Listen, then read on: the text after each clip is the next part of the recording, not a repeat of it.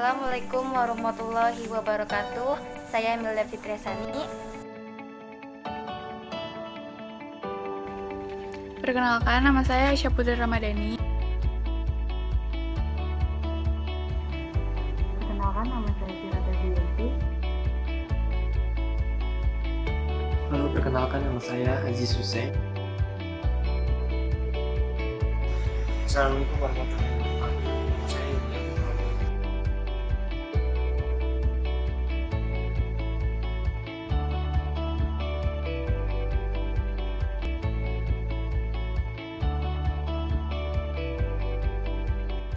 Saya akan menjelaskan mengenai hukum pidana internasional. Secara ringkas, hukum pidana internasional dapat didefinisikan sebagai sekumpulan kaidah-kaidah dan asas-asas hukum yang mengatur tentang kejahatan internasional. Definisi yang pertama diajukan oleh seorang pakar hukum pidana internasional, yaitu menurut George. Hukum pidana internasional memiliki pengertian sebagai berikut. 1. Hukum pidana internasional dalam arti lingkup teritorial hukum pidana nasional, yaitu meliputi lingkup tindak pidana yang melanggar kepentingan masyarakat internasional.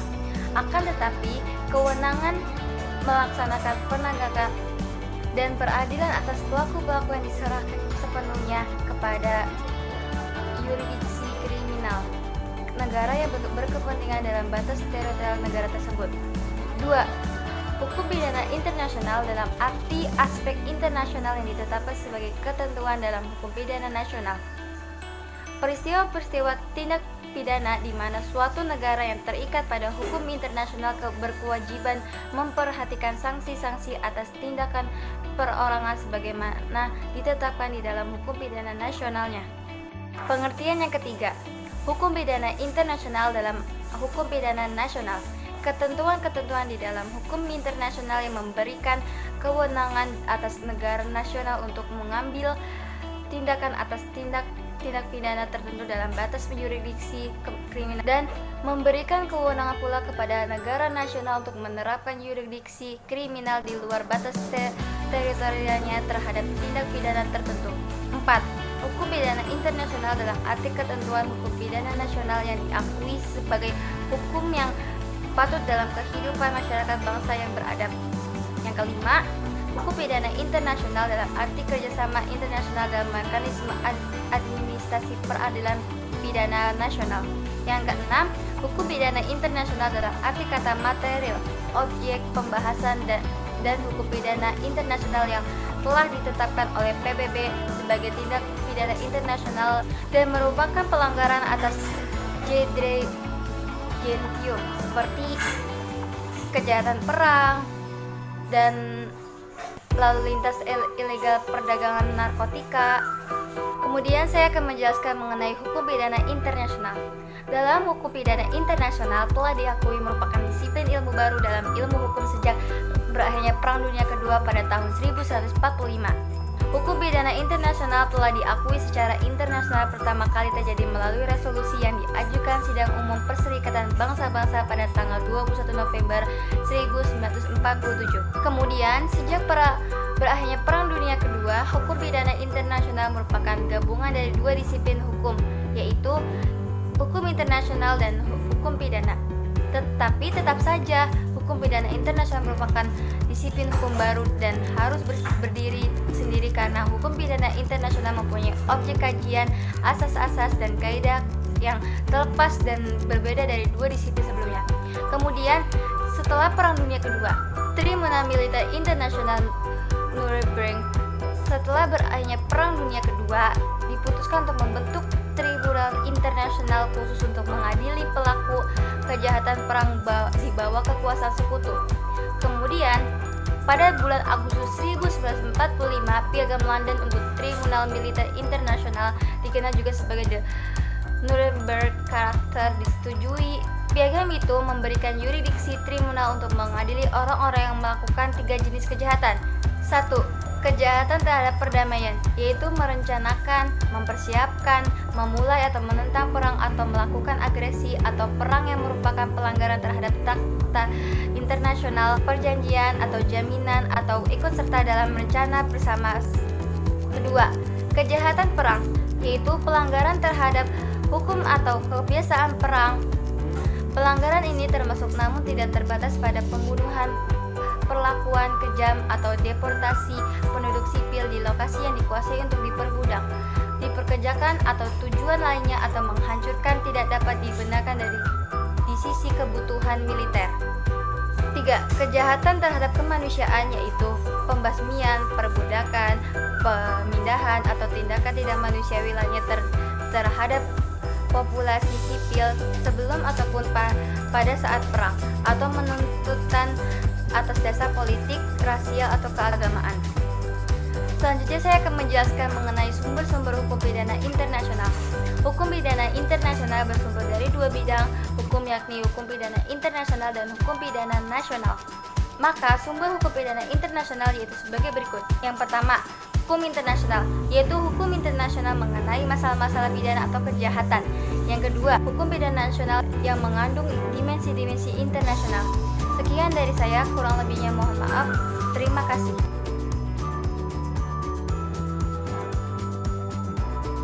Saya akan menjelaskan tentang subjek hukum pidana internasional. Nah, subjek hukum pidana internasional ini terdiri dari 4. Yang pertama yaitu ada negara. Negara merupakan subjek hukum pidana internasional yang utama. Umumnya, negara bertanggung jawab atas kerugian yang diakibatkan, bukan pelanggaran kriminal atau tindak pidananya. Yang kedua yaitu organisasi internasional. Organisasi internasional ini serupa dengan negara. Apabila ada yang melakukan pelanggaran kriminal atau tindak pidana, maka akan diberikan sanksi terhadap negara anggotanya. Yang ketiga yaitu badan-badan hukum swasta. Ruang lingkupnya lebih terbatas, dan penyelesaiannya itu biasanya melalui antar negara. Jika terjadi tindak pidana, maka harus memberikan kompensasi yang bisa berupa materi, kewajiban tertentu atau pembersihan, dan bisa juga melalui denda. Yang terakhir yaitu individu. Individu diakui sebagai subjek hukum pidana internasional melalui IMT dan IMTFE. Individu ini bisa berupa perorangan atau berkelompok. Sekian dari saya, terima kasih.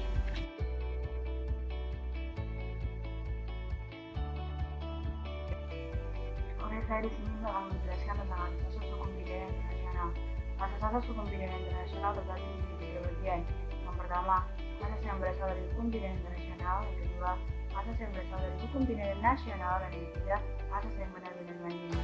Dalam asas hukum pidana internasional terdapat asas yang paling utama, yaitu kemerdekaan, kedaulatan, dan kesetaraan kerajaan antar negara-negara. Dari asas utama ini dapat diurutkan menjadi beberapa asas yang telah diakui teori maupun praktek hukumnya dalam hubungan internasional sendiri. Dari asas utama ini dapat menempatkan negara-negara di dunia tanpa memandang besar maupun kecil, kuat maupun lemah, maju maupun tidaknya negara, tetapi memiliki kepentingan yang sama satu dengan yang lainnya dalam hukum internasional. Adapun turunan asas-asas berikut ini. Yang pertama itu asas non-intervensi. Asas ini menekankan bahwa negara tidak boleh bertentangan atas kesalahan negara lain kecuali negara itu telah melindunginya. Yang kedua, asas saling menghormati kemerdekaan, kedaulatan, dan kesetaraan negara-negara. Yang ketiga, asas berdampingan hidup secara damai. Asas ini menekankan pada negara-negara untuk menjalankan kehidupannya baik secara internal maupun eksternal agar hidup secara damai dan menghargai satu dengan yang lainnya. Yang keempat itu ada asas penghormatan dan perlindungan terhadap HAM.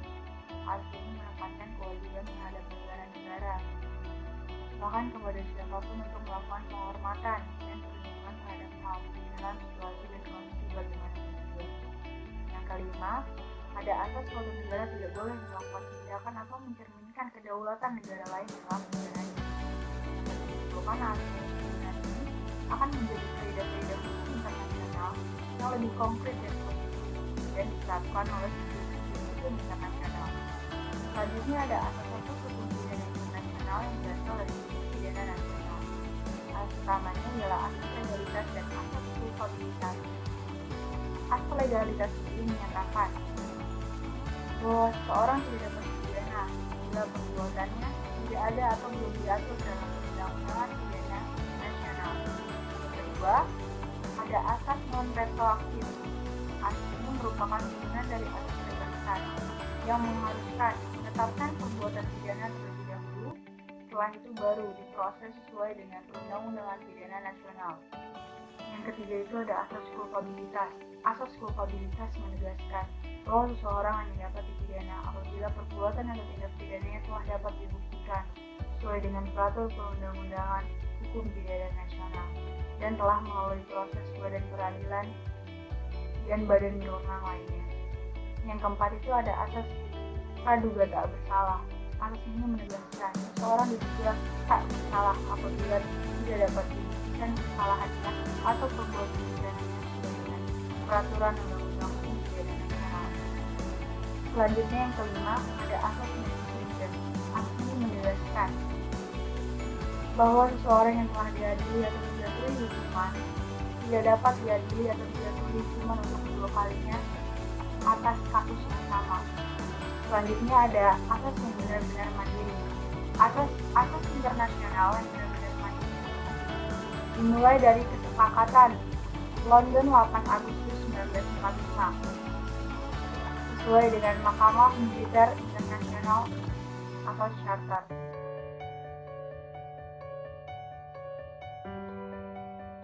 Konflik etnis Darfur di Sudan yang pecah pada tahun 2003 terjadi karena pemerintah Sudan yang tidak memberikan perhatian terhadap permasalahan yang terjadi dalam wilayah tersebut, yang kemudian mendorong pemberontak untuk menentang pemerintah. Hal tersebut terjadi ketika kelompok pemberontak SLM atau SLA melakukan serangan atas pemerintah Sudan yang pro-Arab yaitu Janjaweed. Karena konflik yang terjadi menimbulkan banyak lainnya, kekerasan, pemerkosaan, pembunuhan, penyiksaan yang membiasakan masyarakat Darfur melakukan kejahatan genosida. Karena hal tersebut terus terjadi, semakin banyak pun korban pembunuhan serta pemerkosaan berjatuhan, namun pemerintah tetap tidak mengambil tindakan dan berusaha untuk menutupi kejahatan genosida yang terjadi dengan memberikan pernyataan bahwa tidak ada masalah yang terjadi di Darfur dan menyangkal adanya keterlibatan pemerintah dalam konflik yang terjadi antara Janjaweed yang pro-Arab dengan kelompok SLM atau SLA. Konflik Darfur semakin memanas setelah terjadinya kebencian antara kedua kelompok yang berseteru, di mana kaum mayoritas adalah Islam Arab kepada suku Fur, yaitu suku Masalit, dan suku Zakhawa yang merupakan kaum minoritas. Seiring dengan konflik yang berlarut-larut tanpa adanya penyelesaian yang jelas, akhirnya mengharuskan adanya intervensi dari aktor luar yang diharapkan bisa menjadi aktor penyelesaian konflik Darfur. Berbagai cara dilakukan oleh PBB maupun negara-negara lain. Salah satu cara yang ditempuh dunia internasional dalam membantu menyelesaikan konflik etnis Darfur yaitu dengan melakukan perjanjian damai di Kenya pada tanggal 1 Januari 2005, di mana setiap perwakilan dari pemerintahan dan kelompok pembebasan rakyat Sudan menandatangani perjanjian damai tersebut dengan harapan untuk mengakhiri konflik etnis yang terjadi dalam negara tersebut. Namun, meski hasil final dari perjanjian damai tersebut diberlakukan, tetap saja tindak kekerasan tetap terjadi di bawah kepemimpinan Khartoum yang tidak mematuhi hasil dari perjanjian damai yang sudah disetujui dan ditandatangani bersama, yang kemudian berujung pada kematian misterius pemimpin pemberontakan Dr. John Garang pada insiden kecelakaan helikopter yang kemudian dicurigai adanya konspirasi dari pemerintah yang menyebabkan terjadinya kembali konflik antara kelompok pemberontak dengan kelompok pemerintahan. Hasil dari konflik tersebut ribuan orang terbunuh. Melihat konflik yang terus-menerus menggoncang Sudan sebenarnya tidak terlepas dari faktor eksternal, yaitu usaha pelebaran sayap Amerika Serikat di Afrika. Amerika Serikat sebenarnya sedang melakukan bentuk intervensi non-militer dalam bentuk politik dan ekonomi. Cara inilah yang digunakan Amerika Serikat dalam upaya pemenuhan kebutuhan negara dalam hal penghapusan semua batasan dan hambatan setiap arus perpindahan barang, modal, dan jasa yang bersandar pada kekuatan pengaruh Amerika Serikat di Sudan. Amerika Serikat pun mulai terlibat semakin jauh dalam hal penyelesaian konflik dengan memberikan bantuan kemanusiaan yang kemudian di bawah Kongres Amerika Serikat kemudian menghasilkan sebuah resolusi yang memaksa Presiden Bush untuk menyatakan bahwa konflik Darfur sebagai sebuah bentuk genosida sehingga melemahkan Sudan di mata International Criminal Court atau ICC. Dengan demikian, Amerika bisa ikut campur tangan dengan mudah dibantu dengan Eropa yang saat itu membuat mata dunia internasional melihat rezim Bashir itu cacat semakin mempermudah Amerika dalam keinginannya untuk mendesak adanya pergantian kepemimpinan.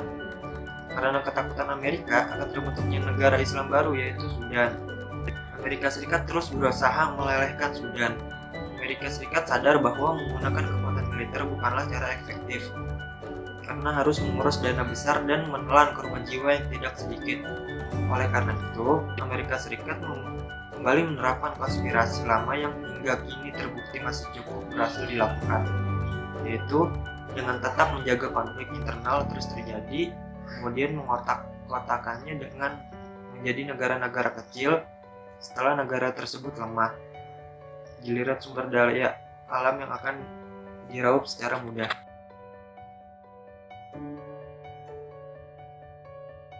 Saya ingin menyampaikan puncak dari korban tewasnya di Darfur. Korban tewas konflik Darfur bisa mencapai 300.000 orang. Konflik di Darfur wilayah barat Sudan sudah berlangsung selama 5 tahun. Jumlah korban tewas akibat perang, kelaparan, dan penyakit kemungkinan jauh lebih besar dari perhitungan terdahulu. Perserikatan Bangsa-Bangsa menyebut angka 300.000 jiwa 100.000 lebih banyak dari perkiraan sebelumnya. Ini dikatakan Wakil Sekretaris Jenderal PBB Urusan Kemanusiaan John Holmes pada saat berbicara di hadapan Dewan Keamanan pada saat Rabu tanggal 23 bulan 4. Pernyataan dibantah Abdal Mahmud Al-Bain Muhammad, Duta Besar Sudan untuk PBB. Menurut kalkulasi kami, jumlah total yang tewas tidak lebih dari 10.000. Ia mengatakan pula angka itu hanya mencakup korban perang. Rakyat Darfur yang tewas akibat penyakit, malnutrisi, atau kelaparan yang tidak termasuk di dalamnya. Namun bantahan Duta Besar Sudan untuk PBB tidak berhenti di situ. Wakil Sekjen PBB Urusan Kemanusiaan John Holmes mengatakan dari 6 juta penduduk Darfur, lebih dari 4 juta lebih korban konflik.